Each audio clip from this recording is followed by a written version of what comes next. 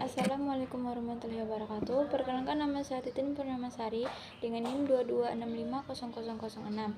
Di sini saya akan membahas tentang computer security. Keamanan komputer mengapa dibutuhkan?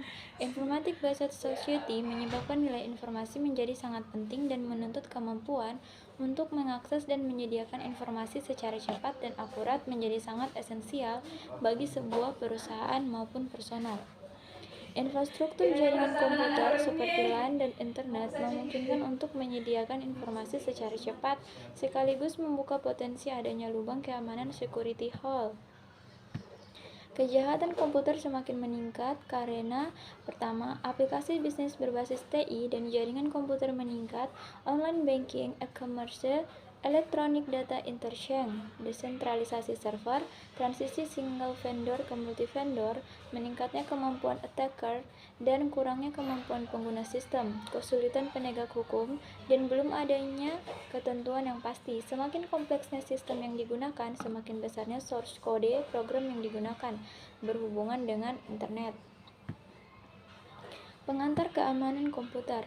Keamanan komputer atau computer security adalah disiplin ilmu dan praktik untuk melindungi komputer, jaringan, dan sistem informasi dari ancaman dan serangan yang dilakukan oleh pihak yang tidak berwenang atau jahat. Keamanan komputer mencakup segala aspek yang berhubungan dengan proteksi terhadap penggunaan, penyebaran, dan manipulasi informasi digital. Ada beberapa macam prinsip dasar keamanan komputer. Pertama, confidentiality, kerahasiaan. Berarti menjaga kerahasiaan informasi dengan melakukan pembatasan hak akses seseorang yang paling umum dengan menggunakan enkripsi.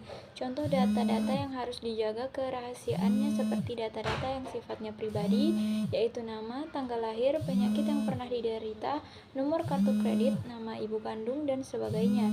Data-data milik perusahaan atau perusahaan. Yang kedua, integriti atau keaslian. Berarti menjamin bahwa data informasi yang dimiliki terjaga keasliannya, tidak berubah tanpa pemilik informasi. Integriti merujuk pada tingkat kepercayaan terhadap suatu informasi. Di dalam integriti terdapat dua mekanisme pengamanan, yaitu mekanisme preventif dan mekanisme detektif. Yang ketiga ada availability, ketersediaan. Berhubungan dengan ketersediaan informasi ketika dibutuhkan. Artinya, informasi harus selalu tersedia saat dibutuhkan oleh user dan dapat dengan cepat diakses. Yang keempat ada authentication atau autentikasi.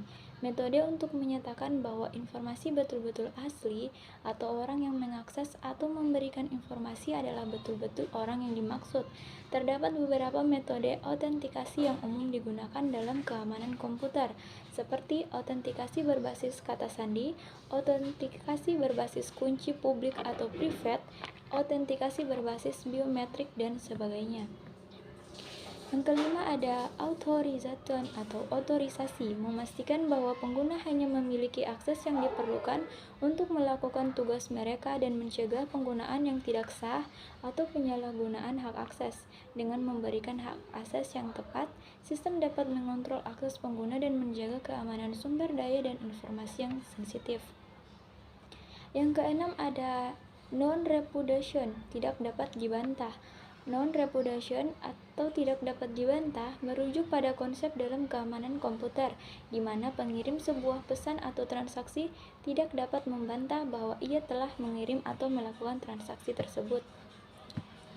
Ancaman keamanan komputer secara umum. Pertama adalah manusia. Hacking, cracking, atau siapa saja yang berusaha atau telah mengakses sistem tanpa izin dari pihak yang berwenang. Tujuannya bisa untuk melakukan pencurian data, informasi, atau perusakan. Memasukkan program ilegal seperti virus, worm, dan kemampuan user yang terbatas dalam menggunakan dan memelihara sistem user rendahnya kesadaran akan keamanan sistem. Yang kedua ada hardware failure, tidak stabilnya suplai listrik dalam jangka waktu panjang sehingga mengakibatkan kerusakan pada perangkat, terjadinya korsleting listrik yang dapat mengakibatkan terhentinya proses sistem atau bahkan kerusakan sistem, segala macam bentuk gangguan fisik yang terdapat langsung maupun tak langsung terhadap perangkat. Yang ketiga ada software failure, adanya kesalahan pada sistem operasi, adanya kesalahan pada saat mengupdate program, uji coba program yang tidak dapat memadai sehingga menyisakan error pada perangkat lunak. Yang keempat ada software failure yang merupakan ancaman yang tidak bisa dicegah seperti banjir, gempa bumi, kebakaran, dan sebagainya. Security breach accident. SolarWinds Supply Chain Attack. Pada tahun 2020, serangan cyber ke SolarWinds, sebuah perusahaan perangkat lunak yang memproduksi alat manajemen jaringan dan infrastruktur TI. Serangan ini memungkinkan peretas untuk mengakses dan mengambil alih sistem di perusahaan-perusahaan besar seperti Microsoft, FireEye, dan Departemen Keamanan Dalam Negeri Amerika Serikat. Yang kedua ada Facebook Cambridge Analytica skandal. Pada tahun 2018, Cambridge Analytica, perusahaan konsultan politik, mengumpulkan data pribadi lebih dari 87 juta pengguna Facebook tanpa persetujuan mereka untuk membantu kampanye politik tertentu. Yang ketiga ada Capital One Data Breach. Pada tahun 2019, data sekitar 100 juta pelanggan dan calon pelanggan Capital One di Amerika Serikat dan Kanada dicuri oleh peretas. Data yang dicuri meliputi nama, alamat, nomor telepon, informasi keuangan. Ada 5 contoh kasus nyata akibat dari jebolnya sistem keamanan komputer di Indonesia. Yang pertama, pembobolan situs web KPU pada pemilu tahun 2019. Yang kedua, serangan ransomware WannaCry pada tahun 2017 yang menyerang banyak institusi dan perusahaan di Indonesia. Yang ketiga, ada pembobolan situs web Kominfo oleh hacker pada tahun 2016. Yang keempat, ada pembobolan situs web Bank Mandiri pada tahun 2015. Dan yang kelima ada serangan DDoS pada tahun WIB BCA pada tahun 2014. Terdapat 7 prinsip keamanan komputer. Pertama, menetapkan kebijakan atau polis keamanan yang baik sebagai dasar untuk desain sistem. Yang kedua, perlakukan keamanan sebagai bagian integral dari keseluruhan sistem. Yang ketiga, perjelas batas keamanan fisik dan logik yang diatur oleh dokumen kebijakan keamanan. Yang keempat, pastikan pengembang dilatih tentang cara mengembangkan keamanan perangkat lunak. Yang kelima, perangkat resiko ke tingkat yang dapat diterima.